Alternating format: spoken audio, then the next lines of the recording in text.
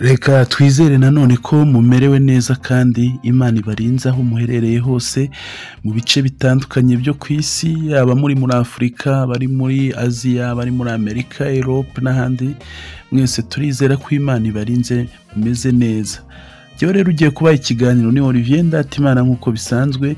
Hanyuma turabizi ko hari haciyemo akandi gahe gato nyine tutaboneka, tutabona akanya ko kuza kubaha amakuru neza bitewe n'izindi nshingano ziba zitandukanye tuba dufite, ariko ku mutima muba mugihari, tuba tugitekereza nyine ko ibyiza byose by'umushinga turimo dukurikirana umunsi ku wundi tutareka kugenda dusangira update news cyangwa se biba byanyuze mu binyamakuru cyangwa ibigaruka bigira wa mutima wo kuduhereza kwihangana. Uyu munsi icyo tuba tubwira abantu cyangwa se twese twibwira ni uko itsinzi ya mbere yitwa kwihangana.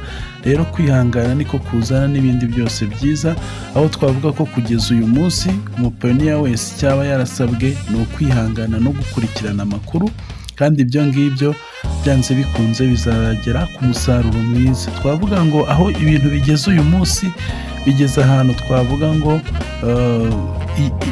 nyiramaso azabwirwa bike, ibindi ajya byibonera amenye ukuri kwabyo cyangwa amenye aho bigeze.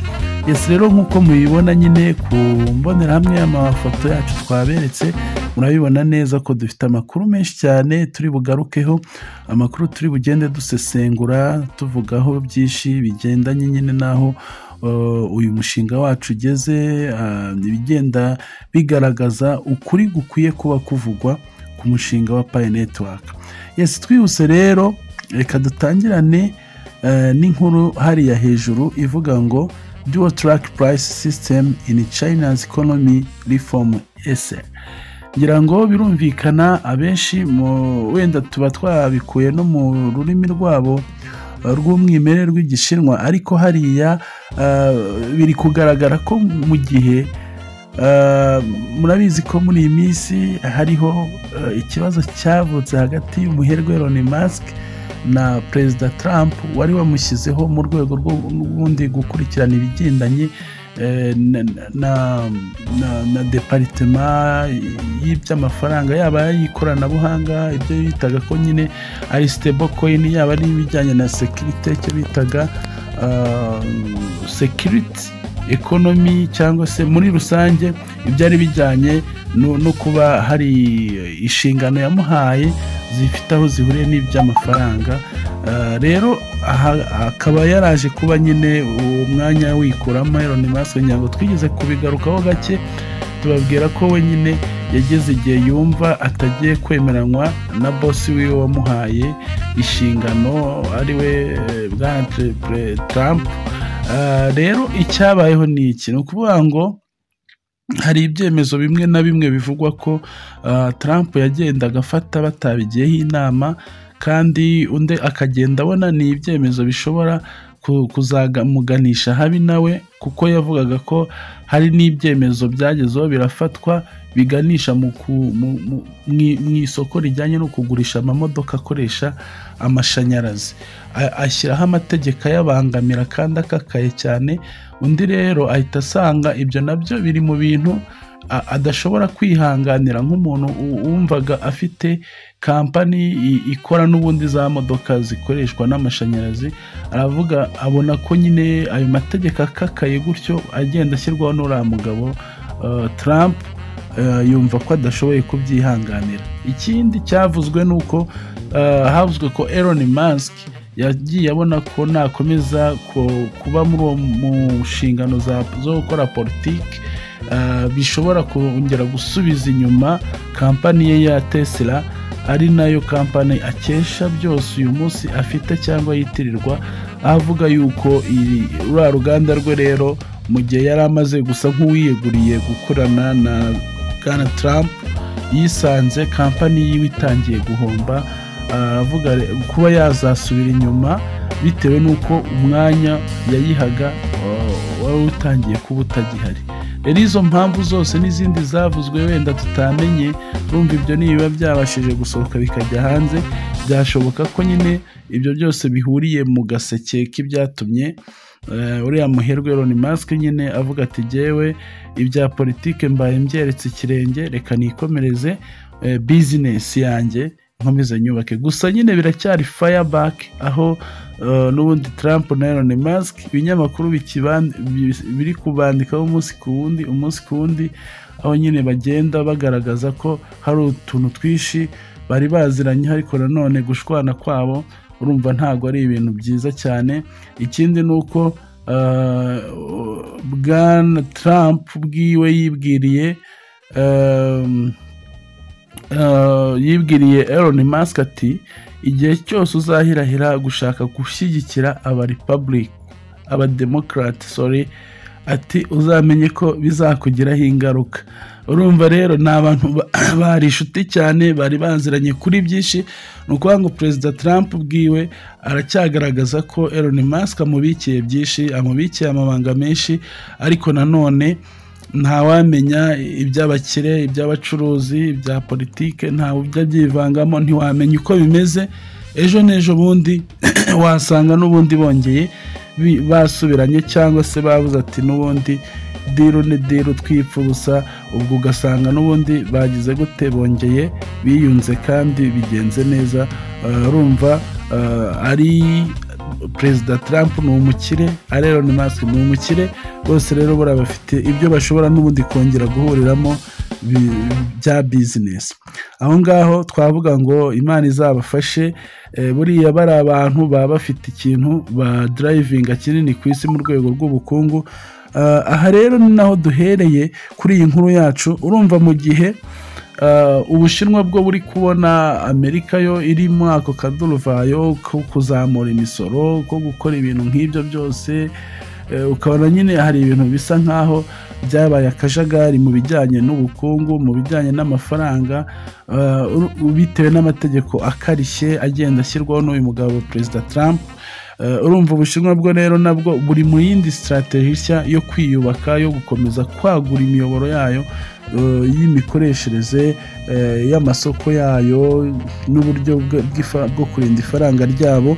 Rero ahangaha nabo bakaba bavuze ngo do track price system in China's economy reform is. Urumva ko nabo batangiye kwiga ubundi buryo bushya bashobora kugaragaza noneho bwahindura ubukungu bwabo. Urumva rero nabo ntago basinziriye, uko biri kose uyu munsi aho isi igeze twarabibabwiye, isi igeze ahantu abantu bose bareba kure, bagomba kubaka uburyo buhuza amafaranga yabo y'ikoranabuhanga n'amafaranga ya gakondo asanzwe. Urumva rero nibyo bashaka kubaka, nabo ni umushinga bari gushaka gushyira hanze kugira ngo bihuze nyine n'isi, bihuze n'aho ibintu bigeze. Aha rero wenda ni handi nabwo twavuga ngo tugize amahirwe uyu mushinga wabo bagiye kwigaho mu Bushinwa wahura nyine nuko Abashinwa banafite n'amafaranga ni menshi cyane, kubaho tubona ko ni igihugu kinini kandi gifite abantu benshi bamayininze.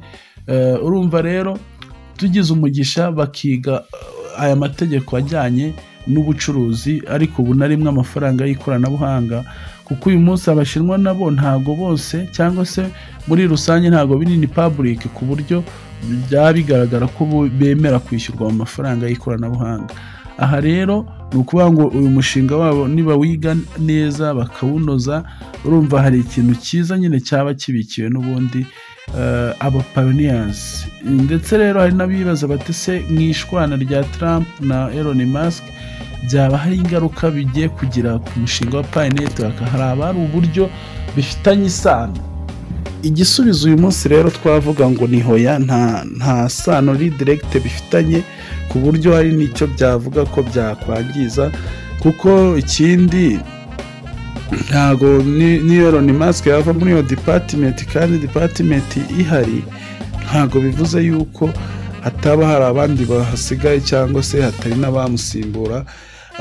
Niyo project ibaye ihari n'ubundi cyangwa barayimenyeshejwe nk'iyi, cyane cyane ko tubona ko Pi Network ni urwego rukomeye cyane ku isi mu bintu mu hazaza h'ubukungu ejo, mu hazaza h'iterambere ry'ejo. Ni ukuvuga ngo Pi ubwayo izisangwa iri mu bintu byose, hafi ya byose bishobora gukontorora ubukungu bw'isi. Uyu munsi ibihugu birenga 132 ni ukuvuga ngo birimwo abantu bamayininze bafite payi cyangwa se bafite aho bahuriye na payi. Uyu munsi twavuga ngo ese niki kibura, niki gikenewe cyane kuruta ibindi kugira ngo payi ikoreshwe mu isi hose. Icya mbere twabanza guhurirazaho amakuru tukemeranywa ni uko payi icyo ikeneye mbere na mbere ni ukurangiza sisiteme, kuko sisiteme niyo itanga agaciro k'ibintu ibyo ari byo byose bigendanye n'ikoranabuhanga. Iyo sisiteme ubwayo yubatse neza nta muntu wayinjiramo ngo yikanga aribwa, nta wayinjiramo yikanga ngo harimwo ibimuhombya, ahubwo ikubakwa ku buryo icya mbere bufasha abantu bose kuyigiraho amahirwe. Ikindi cya kabiri, nk'uko twakunze kubona ko icyo bita third party ari bo rwa rwego rwa public cyangwa se government, abo ngabo bose uburyo nabo bazagenda bagaragara ko baba abafatanyabikorwa cyangwa se nabo hari uruhare rwabo mu iyubakwa ry'uyu mushinga, ibyo byose rero bizagenda bigira ikintu kinini bitanga amakuru, bizagenda bigira ikintu kinini bihindura, cyane cyane ko mu ngamba z'ibivugwa tubona ko payi igomba bikunze kuzagirana n'isano n'amabanki n'amasisiteme y'amabanki. ngira ngo ibyo byose bizahita bitanga experience yo kuvuga ngo burya ya mafaranga ntago ari mu bintu gusa abantu bita ko ari ibya online, kuko uyu munsi abantu rwose inzoka yabo idashobora gukorana n'ibintu byitwa online, ndetse numva ku ikintu cyose wise online ari ikintu kidafite agaciro, ari ikintu cya fake, ari ikintu mbese kidafite ubuziranenge kuko kiswe cya online. Rero ntago ibiba online byose ari bibi, ahubwo online haba iterambere, online haba amakuru meza, online hari n'ibyiza bindi byinshi byahaturuka. Abantu rero ntibazatekereze ngo online nyine ni online nta kintu cyiza kihaba, naho hari ibyiza byinshi cyane.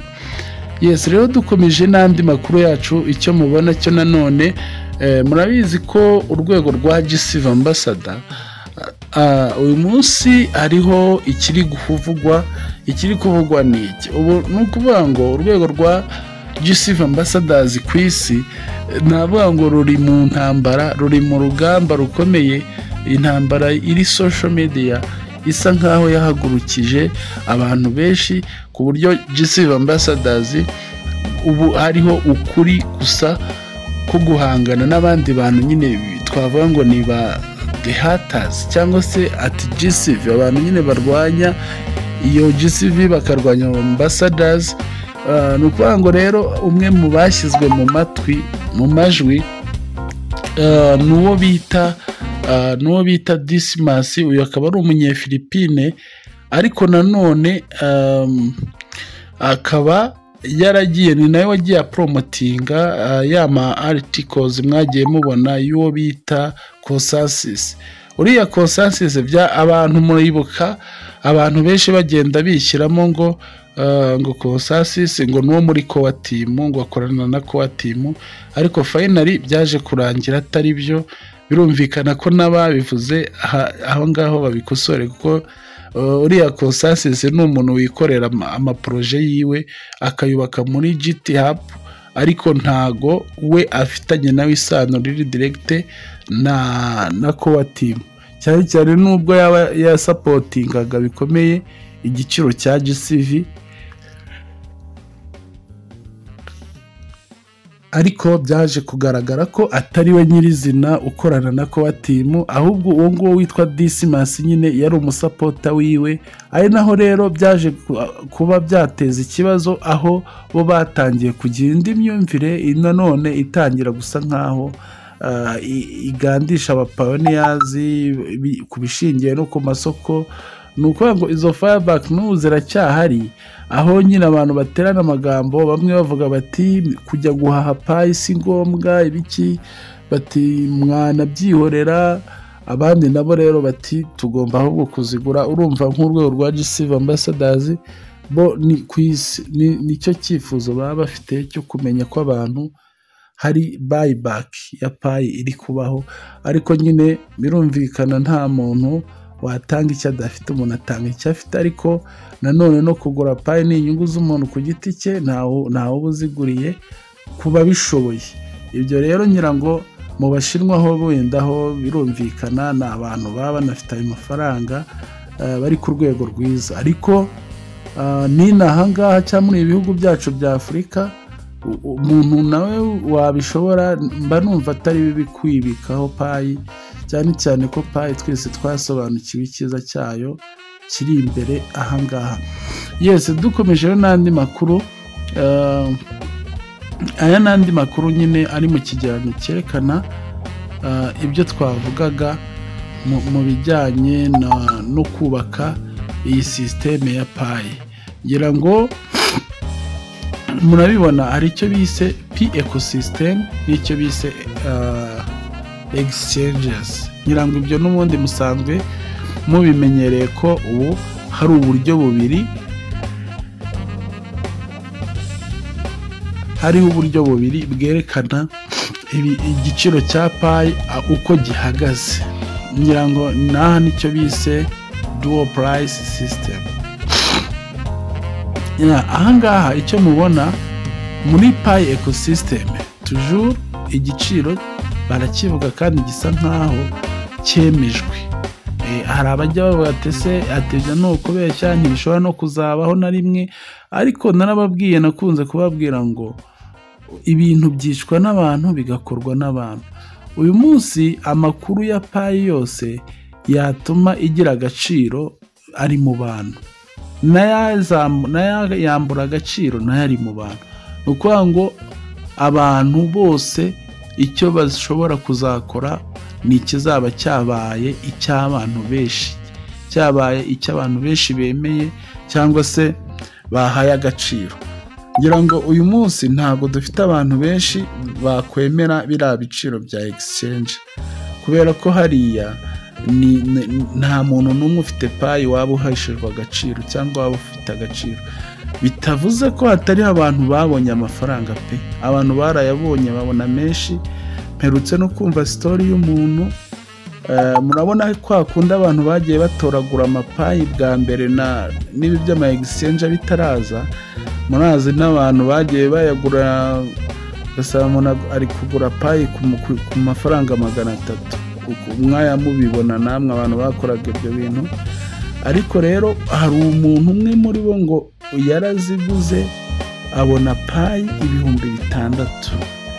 Abonye 6, ejo bundi isoko rijeho, urumva yahise, muribuka ko isoko ryatangiriye kuri 1,9, rimwe byagiye kuri 2 lita rijya no kuri 1,9. Ngira ngo no hafi ku $3 ryarahageze. Kwanza amenya ari naho yinjiriye nawe. Urumva uwo muntu yahise akuramo arenga miliyoni nka 13 kuri bya 6,000 bya payi. None akaba ari umuntu wari ufite ikibazo yikorera n'akazi k'ubutaxi voiture, birangira yongeye kwigurira imodoka yo gukora akazi. Uwo muntu rero we urumva ko kabisa, nubwo ushobora kumutekerezaho ukavuga ati umuntu watinyutse gufata iyo risike yo gutanga payi, ariko ni bimwe bita nyine ngo bihira bake. Ntabwo abantu bose buriya bagira n'amahirwe amwe mu kintu. Wowe ushobora kumwigana bikakurangirana burundu, ukanyerera burundu, ariko we yakoze iyo strategy ngo binarangira, biza no kuba birangira ayibonye yongeye yagoye kumwe cyajya nyuma, yongeye iragujya down. Igiye down nabwo arongera yiguriraho menye $1,000. Aho rero urumva yarongeye agira gutaragurisha. Ni ukuvuga ngo uwo muntu urumva kuri we afite uko yavuga uyu munsi ati uyu munsi payi yivuze nabi, we yakubwira ati jya, ariko hari ikintu yampesheje igihe, hari icyo yampaye. Urumva we nubwo yatakaje, twavuga ngo yahombye payi nyinshi yari afite, ariko nanone hari icyo yakuyemo ubu ngubu cyatuma atayituka. Rero ngira ngo urumva kwihangana kw'abantu nyine ntago kuzahora ari kumwe. Ahangaha ikintu gusa cyatanga umutuzo kigatanga amahirwe menshi kugira ngo abantu bazitwe ko bafite payi, ni igihe nyine iki giciro cya ekosisiteme aricyo cyakubahirizwa. Aha rero iki giciro cyubahirijwe, ubundi murabizi ko ni igiciro cyaba kigendanye na goods and service. Ni ukuvuga ngo nta hantu hahariho kuvuga ngo ugiye kuvunjisha amafaranga mu bundi buryo butari mu bicuruzwa na serivisi. Aha rero nicyo kintu bashingiraho cyane. Wenda hari akandi kantu ntaberetse hano kerekanaga iki cyegeranyo cy'amakuru muri iyi diagram. Bagaragazaga nanone kuvuga ngo muri ekosisiteme noneho bari kugaragazamo ibiciro, bakagaragazamo ubwoko bw'ama serivisi cyangwa se ibicuruzwa, aho bakubwira bati ukeneye ibijyanye na real estate n'imyubakire y'amazu, ibijyanye se na transport, amamodoka, ibyo bintu byose muri ekosisiteme kumva aho bizaba byubakitsemo.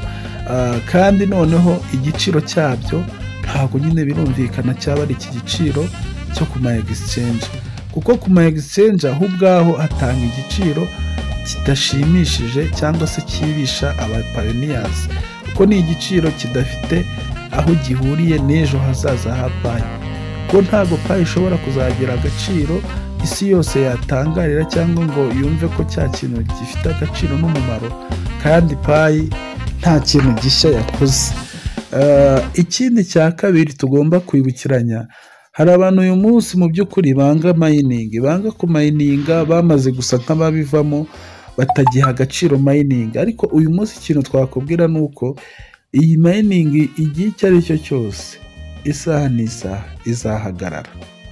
Nimara guhagarara rero, ni ukuvuga ngo payi nta hantu izongera kuba yapfa kuboneka ku buryo bworoshye, ahubwo hazinjiramo gahunda yo kuvuga ngo we nuyishaka kuyikoresha, nushaka kuyimenya, uragira ubundi buryo ubihabwamo amahirwe. Ariko nanone bitakiri muri bwa buryo buvuga ngo payi ziracyaboneka ku buntu, cyangwa se uku tuvangura mayininga gusa ukazibona. Ni ukuvuga ngo icyo ni ikintu kizahita cyongera nacyo gitanga agaciro ku muntu ufite payi, kuko uyifite wese we tayari uyu munsi cyarakemutse, byararangiye. Niyo mpamvu uyu munsi abantu benshi nta nubwo ubona bavuga, ntabwo bakeneye kuvuga, kandi ni byiza nyine bariturije, bibereye muri gahunda zabo zisanzwe z'ubuzima, ariko tayari barabitse icyo bagombaga kubika, kandi icyo bagombaga kubika nyine ni iyo mari. Uyu munsi baravuga ngo nibwo waba ufite zahabu, ntabwo ari ngombwa ngo ugende ushyiraho itangazo ngo ufite zahabu, ariko ufite payi we birumvikana, munabizi neza ko abitsaho ikiruta zahabu. Yes, ahangaha rero muri payi ekosisiteme nk'uko ngenda mbivuga, urabona batwereka 314,159 by'amadolari. Aha rero bahita banatwerekamo ese muri ekosisiteme hagizwe n'ibiki. Muri ekosisiteme ubundi harimo icyo bise ama P-app, muzi ko harimo nyine andi amaporogaramu. Hamwe niba dusanzemo application y'ibintu ibi n'ibi, urugero application ya map of payi, urumva ni application y'ama-e-commerce atandukanye, y'amasoko agiye arimo yifuza kuzagenda atanga ibicuruzwa, ama application y'amakampani afite amaserivisi nka za P2Go igomba kuzaba itanga serivisi zijyanye n'ubukerarugendo, cyangwa se muri make ikadelinga rino bya hospitality. Murabizi ko harimo n'izindi nyinshi tuzagenda tumenya izagezemo mbere, ariko hari n'izindi uyu munsi zizanagenda zibonekamo. So aho rero bikumvikana neza ko iriya muri iriya ekosisiteme ari ihuriro ry'amaporogaramu, ari ihuriro ry'ama-application, ari nabyo bita nyine ya utility, ya usability and utility. Birumvikana ni hariya igomba kuba ishingiye nyine kuri ariya ma-application, ari nayo azatanga umurongo, kuko niho hazafungukira igiciro cya nyacyo, kandi abantu bose bakabimenya, bakabiha n'agaciro. Ikindi batubwira muri ekosisiteme ni ukuvuga ngo harimo icyo twavuga ko ari amasitoke cyangwa store. hariya niho hazajera kumenya ngo ikintu ukeneye wagikura hehe, hari ibingana gute ku wuhe mubare. Ni ukuvuga ngo uyu munsi abantu bakora bizinesi za online cyangwa se bacuruza nk'ama-e-commerce, ni ukuvuga ngo ubundi habamo icyo bita e-stock. E-stock ni ibicuruzwa uba uvuga uti ndabifite mu buryo buri online, ariko nanone ukabimacinga no kuba bya bintu bikenewe mu buryo buri fizike nabwo byaboneka. Iyo rero niyo bita ko ushobora gukoresha iyo system nawe uvuga uti curuza online, aribyo e-stock nyine. So urumva e-stock uba ufite ibyo ubitse bishingiye ku ikoranabuhanga bitari bimwe biri direct. So aha rero naho twavuga ngo muri Pi ecosystem uzahasangamo ibintu byose, yaba ari amamodoka, yaba ari amaserivisi y'amazu, yaba ari ibikoresho runaka. Ibyo byose urumva ni stock muri ari ama-application cyangwa muri Pi ecosystem. Urumva naho ni nka stock izakwereka byinshi cyane wahaha cyangwa se wageraho. ngira ngo iki ni ikintu nacyo cyumvikana neza. So ikindi hano baratubwira nanone icyo bita smart contract. Smart contract ngira ngo yo nayisobanuyeho kenshi, ngira ngo abakunze kuba barakurikiranye ibiganiro byanjye kuva kera kugeza uyu munsi nta muntu waba ataramara gusobanukirwa smart contract. ngira ngo rero impamvu smart contract igomba kubamo ni iyi. Urumva uzajya uba ufite payi zawe kandi zibarwa nk'amafaranga. Hariya rero hazabonekamo amaserivisi, habonekemo ibigo, habonekemo za company zifuza gukorana n'abantu batandukanye. Hamwe bashobora kukubwira ati noneho wowe ushobora no kuduhereza payi wenda 100 n'urugero, zikaba ari nka konte bloke ikungukira. Bakakubwira bati payi zawe uholdinze cyangwa se uduhaye ngo ducuruze, nawe tuzazikungukira mu buryo ubu n'ubu.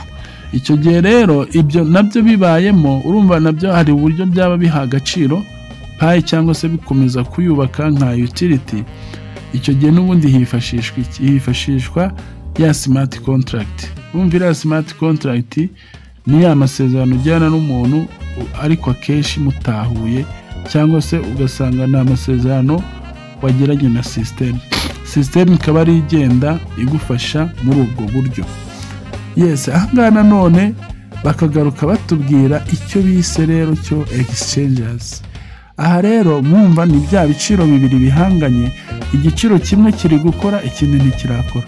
Mwumva igiciro cyo muri ecosystem twavuga ngo uyu munsi kiri mu myiteguro, kiri muri preparation, ariko ni nacyo gikenewe, ni nacyo abantu bategereje kugira ngo bimara agahinda.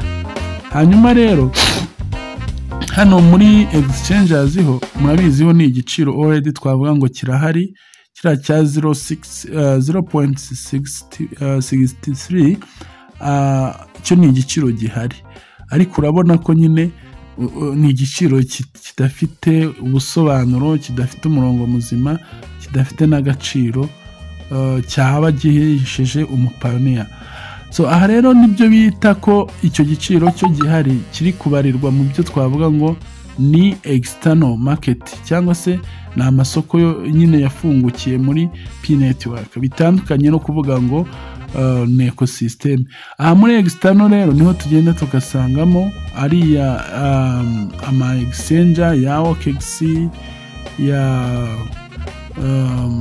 ni menshi ntagiye kwirwanya. Murabizi ko amaze kuba ama exchange ageze muri 5 avuga akoresha kuvunja cyangwa se kutradinga payi. Ahangaha rero twavuga ngo ayo masoko yose uko biri kose nayo ubwayo ariko ni ibintu bizahinduka. Nabyo nimwumva tunavuga gutya ntimugire ngo byo ntibizahinduka. Kubera iki? Ntabwo uyu munsi aba influencer b'aya masoko bashobora kuzabona hari ahantu habonetse imari yo guhahisha biri muri GCV ngo noneho igiciro cyaracyo gikomeza gita agaciro. Gusa hari icyitonderwa tutaramenya neza. Uyu munsi bishobora kuzaba ikindi kisobanuro ku buryo wenda wavuga ngo payi zisanzwe muri ecosystem nizo ugiye gukura ku ma exchange ntibihabwa agaciro kimwe icyo gihe, ndabari icyo gihe tutazi, ariko wenda uyu munsi byanashoboka ko uzigura ukazivanga ukazihuza, ariko nyuma y'icyo gihe ugiye nko gusesengura hari igihe wasanga bitaba ari ibintu byazoroha. So hano rero uhita ubona n'ikindi kintu bagaragaje icyo bita how a Pi coin lose its purity badge. Ngira ngo hano rero ni nko kuvuga ngo mbese ni gute Pi coin yatakaje icyari umwimerere wayo, cyangwa se ni gute isura yayo yahindanyijwe, cyangwa se ubuziranenge bwayo bwangijwemo gakeya. Icyambere hano badukoreye urugendo nyine, kandi iyi ni image ifite ikisobanuye cyane. Bavuze bati kuva urugendo rwa mbere ruba rwabaye icyo bise migration, noneho muri migration rero ni ukuvuga ngo haba hakozwe icyo bita na transfer, ni uburyo ubwo payi wazibonye zageze muri wallet yawe, noneho zikaba na contributed, zikagenda zikajya kuri ba nyirazo, kuba pioneers nyine ba nyirazo bakagenda bazibona. Aha wenda bagaragaje urugero rwa payi 50 umuntu waba wabikoze. Aha rero ni ukuvuga ngo icyo bavuga kindi mubona banarumaritseho cyane, barumaritse ku kintu cyitwa withdraw and external Pi. Iyo bavuze external cyangwa se withdraw isano bifitanye, ni ukuvuga ngo uyu munsi ugiye kubisesengura niho uvuga ngo hari ikintu cyariho cyubakwa, noneho nyuma wenda reka dufate nk'abantu bajya babona nka pisine ariko wenda ifite itangwa amazi, cyangwa se bya bigega by'amazi yo mu bintu bimeze nk'amashitingi cyangwa ya plastique. Kiriya kintu nibwo cyaba cyuzuye amazi ukakijombamo ahantu umusumari, ayo mazi yakomeza kuzura cyangwa byaza kurangira nta n'igitonyanga kirimo. Aha naho rero icyagaragaye ni uko nko kugaragaza ahantu byapfiriye, cyangwa se ahantu hari nyirabayazana hatuma iyo purity badge igenda itakara. Ni ukuvuga ngo bagaragaje ko iyo abantu bariho bihutira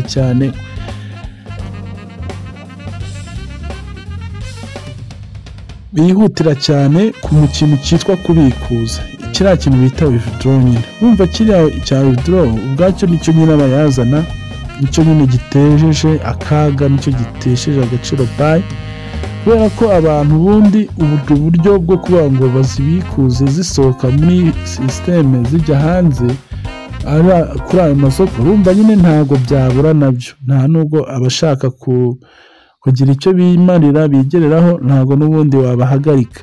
Ariko nanone bikagaragazwa ko ari hamwe mu ntandaro yagiye igusha iki giciro. Aha rero bakagaragaza ko external Pi zo n'ubundi zirahari mu masoko, abantu bazazibona, ariko nazo urabona ko muri systeme ntago bimeze neza, urabona ko nazo bazigaragajeho ikibazo gikomeye. Byumvikana ko wenda abantu babyumve neza, uyu munsi ntago kuba wagura Pi ukazishyira muri wallet ari bibi, ahubwo nuko hari n'igihe kizagera ibyo n'ubundi bibe bitakunda, bitewe n'amakuru ya ba nyir'ubwite, cyangwa se bitewe n'impamvu bashaka guha agaciro cyane Pi ziri muri ecosystem. Kandi muba mugomba kubitekerezaho, uyu munsi ugomba kwanaliza ese Pi uyu munsi bayiha umuntu bigenze gute, bayimuha ku ruhe rwego. Ibyo byose byaguha amakuru n'umurongo uvuga ngo Pi dufite muri ecosystem, nubwo zaba ari 5 nubwo zaba ari 10 kumwe byagiye bivugwa, zikubahiriza kiriya giciro. Ubundi urumva nta bukire bwaba bwahageze, nta mugisha w'Imana waba wahageze. Rero aho ngaho niho dukeka ko nabo bari kugenda babinoza kugira ngo bamenye ngo byapfiriye, kuko uyu munsi igikenewe bati ni ya migration ariko ikanakorana n'abagomba gukoresha payi neza. Urumva ibyo byose rero ni amakuru twavuga ngo agenda agaragaza uruhare rw'uko abantu b'abayobozi b'uyu mushinga nabo babikurikirana kenshi, kandi harimo icyifuzo cyo kuvuga ngo ibijyanye n'agaciro ka payi byanze bikunze bizagenda bisobanuka. Twihuse rero n'andi makuru nk'uko twabivugaga, uyu munsi baravuga ko icyo bita Global Pi Market niyo ya mbere yahawe ubundi inzira yo gufunguka kw'ama e-commerce, nubwo wenda twabonye bamwe na bamwe ibiciro byayo bitaraba fixe cyane cyane ku mapayi, ariko iryo soko ryaragaragaye, ngira ngo namwe mukunze kuribona kandi rifite amakuru meza menshi. Igihari gusa kibura ni kimwe, ni ukugira ngo rigaragaze ibikorwa byaryo nabyo nyuma y'uko haba hafunguwe iriya open mainnet, kuba icyo twita ngo ni grand open mainnet. Ahangaha nanone murabona nabyo twigeze kuba tubivugaho, hari inkuru twigeze n'ubundi tugarukaho, aho bakubwira gift cards cyangwa se VIPS top up. Ngira ngo rero aba nabo nabubatse ya system yabo twarayibabwiye. Uyu munsi ejo nahoze nkurikirana amakuru yabo cyane, usanga bari kugaragaza ko byibuze ibihugu ijana yaba ari ibya Afurika n'ibyo hanze yayo, ibihugu ijana byose biri muri systeme yo kuba byakoresha iyi Portal Pi. Iyi Portal Pi ni uburyo bunyuramo kugura amakarita yo guhamagara cyangwa se uburyo bw'amayinite. Ngira ngo hari abakoze ayo mateste, murabibuka cyangwa namwe ubwanyu murabyibuka ko izi teste zarakozwe, abantu barabitestinga babona biremeye, ahubwo ikibazo gisigara ku kwibaza ngo ko bari kutwibira payi. Urumva nk'amayinite nyine wasangaga utakaje nka payi ebyiri. Ubwo rero ngira ngo yari ese koko abantu benshi barayibonye, ariko nanone iki ni ikigomba kugusigira isura, ni ikigomba kugusigira ubumenyi bwo kuvuga ngo ese ibi bintu bakora agaciro kabyo bivuye he, bigeze he? Kubera ko nk'uru rugero rwo kuvuga ngo payi niba ishobora kuba yakoreshwa muri biriya bihugu byose tubonye ijana mu rwego rujyanye n'amakarita no kugura amakarita y'amatelefone, urumva ibyo bari kubikora uyu munsi nta giciro fixe kiragaragara, kiratangira gukora ku mugaragaro, ariko uhita wibaza ngo noneho cyagiye ntibiza kuhagera. Rero biraba bimeze bite? Uyu munsi rero niyo mpamvu igihe cyiza gihari ni icyo umuntu aba afite kugira ngo yikonegitinge kuri no system, unateganye imishinga yawe muri byo, kuko ibyo nabyo murabizi ni ibintu twakunze kuba tugarukaho, twakunze kujya tuvuga kugira ngo ubu ngubu byaba bibabaje kugeza uyu munsi nta mushinga wawe uratekereza, nta gikorwa uratekereza, kandi ntabwo mba ashaka kubwira abantu ibintu bimeze nk'uri kubibahatira, kuko uyu munsi project y'umuntu yose, business y'umuntu biba ari umuntu ku giti cye, biba ari umuntu ku giti cye. Niyo mpamvu ibyo ugomba gukora, gutekerezaho ku mishinga yawe, ugomba kwanga ese payi ko ngiye kuzibona cyangwa nzifite ko banazimpaye, gahunda yanjye niyo kuzirya zigashira, cyangwa nkwiye no gutekereza ibintu biri big, ibintu bikomeye binini byazatuma ahubwo gutakaza payi gusa, nanjye ahubwo nongera nkazigarurira nkazibona. Ibyo rero niyo bivugwa, ariko mwumva amakuru yacu tuba tugerageza no kubagira inama ngo mumenye aho tuvuye, aho turi kugana, impamvu kandi tugomba gukomeza kwihesha agaciro, tubika neza payi zacu aho kuzisesagura, aho kuziterera inyoni, kuko uyu munsi icyo wabona cyose kikagenda kikwambuye payi zitazagaruka, ujye umenya ngo ni ikibazo, cyaba ari ikibazo gikomeye cyane. Ngira ngo rero amakuru yo ni menshi, ariko reka tugaruke hano kuri aya makuru ya Sidra. Ngira ngo Sidra nayo murayizi, reka nyivugeho gake.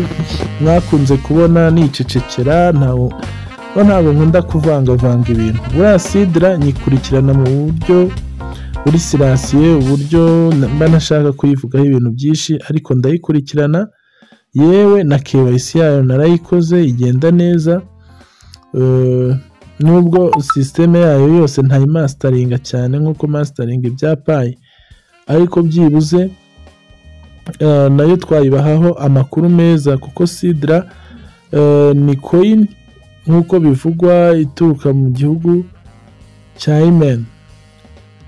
Ni ukuvuga ngo rero iyi Sidra yagiye yubakwa nayo, nubwo mvuze Yemen ntabwo ari Yemen gusa, ahubwo ni Dubai.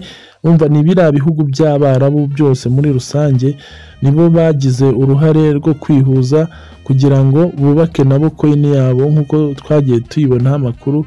So rero Sidra bagenda bayigaragaza cyane ko ifite gahunda nayo ifatika, ifite gahunda nayo y'amabanki, harimo gahunda y'izo yo gusaba nyine uburyo nayo izakora nk'amafaranga, ikanakorana n'andi mafaranga asanzwe. Tubona ko nyine ariyo process barimo, ariko cya kindi cyo kwibaza ni ukuvuga ngo mbese Sidra umuntu nawe arayifite, isura zifite.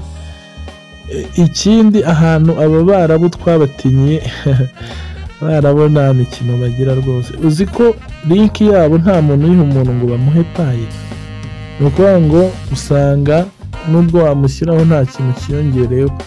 Uyu munsi baracyanayimayininga nayo, ni ukuvuga ngo iyo uyimayininga baguha Sidra 2 ku munsi.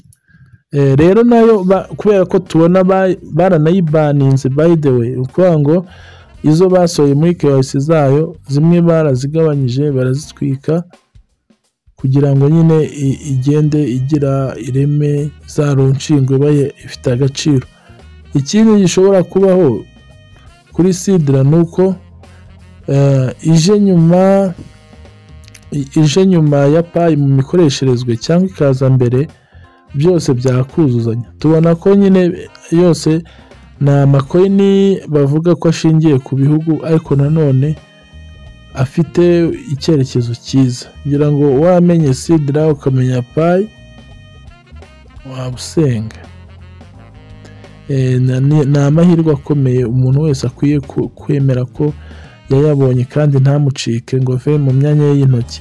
Yes, ngira ngo rero ibyo niba bikomeje kuvugwa, Sidra nayo nta muntu ukwiye kuyirenza ingohe, dukwiye kuyubaha tukayiha agaciro kayo, ko we never know tomorrow, ejo ibiguha amahirwe byose nta mpamvu yuko nawe waza ngo ubiteshe agaciro.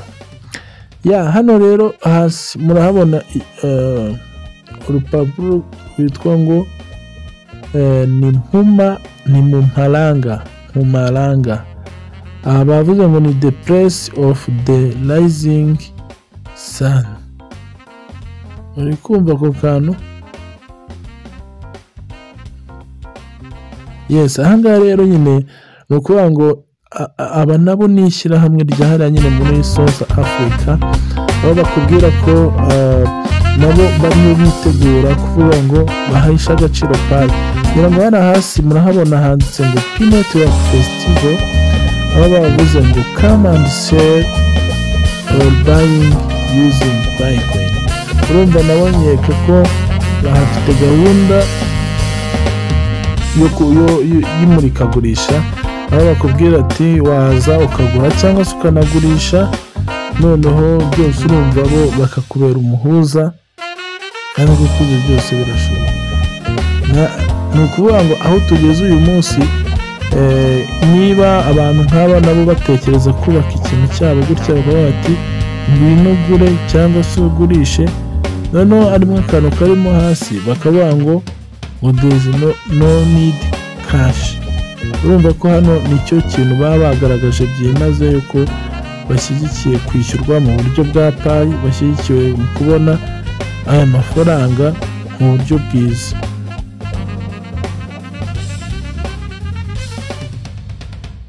Yes, ngira ngo rero ibi ngibi byose niryo somo dukwiye kuba dukuramo, tukumva neza ko aho umushinga wacu ugeze buzacya ijoro rimwe gusa bugacya impundu ziri kuvuga. Erega ntago igitondo kiratwegereye rwose kuruta ijoro. amanywa ari hafi kuruta igicuku. Ni ukuvuga ngo uyu mushinga wa payi aha hantu ugeze ni ikintu gito gusa twakunze kubivuga kigomba kubaho kigahuza ibintu byinshi cyane icyarimwe, kandi buri wese akabyisangamo aguwe neza, buri wese akabona agaciro yagombaga guhabwa, isi ikamugarurira agaciro nawe akisanga ari mu bantu bakwiye ako gaciro.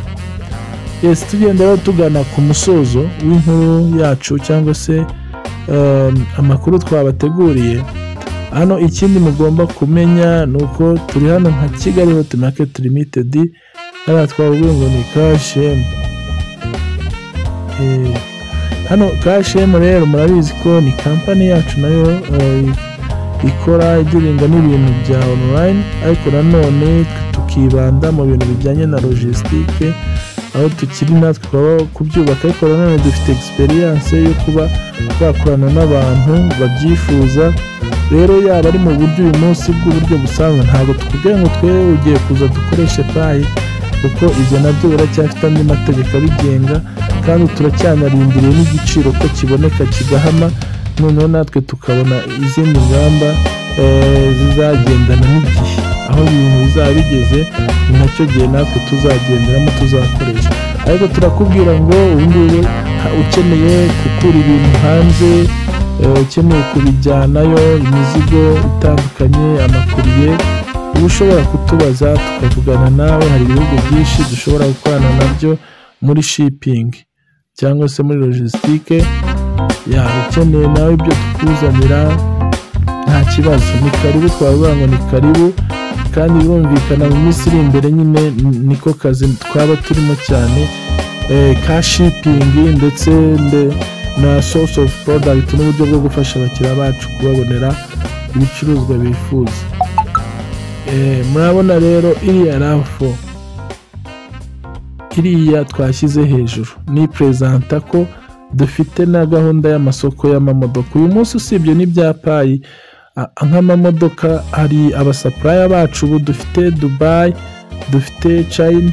Ukeneye imodoka nziza z'amahybride, izi modoka rwose ugenderamo ukumva ko ufite imodoka nziza nshyashya ku biciro byiza. Reba nk'iriya RAV4 iri hariya, buriya kuri $25,000 wayibona, kandi urabona ko ni RAV4 nshyashya. Rero ni ukuvuga ngo ushobora kugana nabwo kampani yacu aho dukorera mu nyubako yo kwa Makuza, tukaba twabiganiraho ukatubwira ubwoko bw'imodoka wifuza gutumiza, kandi ni ku biciro byiza cyane, ni ibiciro byiza cyane. Dufite umusupplier mwiza cyane, kandi dukorana mu buryo bwiza, kandi bitari ibya online, ahubwo twebwe ubudiriringa na kampani ihari kandi ikora mu buryo bwizewe, bufite na contrat. Ibyo byose rero twakubwira ngo ukeneye imodoka nziza, wifuza kugura imodoka rwose, uzatugane tukwereke imodoka nziza wabugura kandi ukayigendamo wishimye, zigendanye n'igihe. Izi modoka nyine zijyanye n'uburyo bwo gukoresha amashanyarazi za hybrid. Twabwira ngo ni karibu cyane, yaba iz'amajipe, amavatiri, amaviga atandukanye, ama TXR n'ubundi bwoko bwose bw'imodoka nziza wakwifuza. Tugane muri Kigali Hot Market Limited, hano muri etaje ya 2 kwa Makuza. Uzagenda ubona ibisobanuro bizakunyura umutima, kandi ubone ibiciro byiza cyane bijyanye n'iyo serivisi. Ni karibu cyane rero. Ndetse si ibyo gusa, tuba dushobora nko gutumiza n'ibindi bikoresho birimo ibijyanye n'ibyuma bibika amata, ari amata akoreshwa mu buryo bw'ubucuruzi cyangwa se mu bigo binini by'amashuri cyangwa se ibigo by'amaresitora. Kuvuga ngo rero biriya byuma byakora nabyo tuba dushobora kubikuzanira n'ibindi bitandukanye. Wowe twakubwira gusa ngo ni karibu cyane muri Kigali Hot Market, urisanga kugira ngo urusheho kubona serivisi nziza tugufitiye. Twabwira rero ngo amakuru ya Otis Group yo aba ari akagaruka, kandi rwose ukeneye kugira icyo tubaza, hari ibyo utumva. Murabizi ko uyu munsi abantu benshi iteka duhora tubabwira ngo mubabike n'amawaleti yabo, passphrase zanyu muzihishe kure, mukomeze mube mu buryo burinda payi zanyu ko zatakara cyangwa se zakwibwa. ejo ibintu bitaba byiza ugasanga nubwo bibaye byiza ariko wowe usigaye hehe mu marira, usigaye mu mubabaro. Rero twakubwira ngo Imana nibaha umugisha, Imana nibarinde mwese, natwe turinde ibyo tumazemo imyaka 5 hafi 6 tuzabibonere umugisha wabyo, tuzabibonere ejo heza. Yes, rero ciao, Imana ibarinde. Nakubwira gusa ngo wowe urumvise ikiganiro cyacu bwa mbere, waba utaranakora subscribe ukwiye gusiga uyikoze ukajya urushaho kubona aya makuru yacu OTC igenda ikuzanira. Kandi turabizi ko uko ugenda ubona amakuru bizagufasha nawe kugenda ugira ingamba nshya, gukomeza kwiyubaka, kurinda neza payi zawe. Andi makuru rero ni menshi abakiri inyuma, tuba tuzagenda tuyagaruka ko tuyavugaho, kuko byinshi tuzi ko ari ibigenda twese bidufasha. Kandi abo tumaranye igihe mwese kuri uyu mushinga wacu wa Pi Network, abamaranye igihe natwe muri OTC Group, mujye mwumva ko tubahoza ku mutima, turabakunda tutitaye no kubaduca intege. Ciao rero, Imana nibarinde mwese. Genewe Rigenda Timana, andi makuru ni Santa.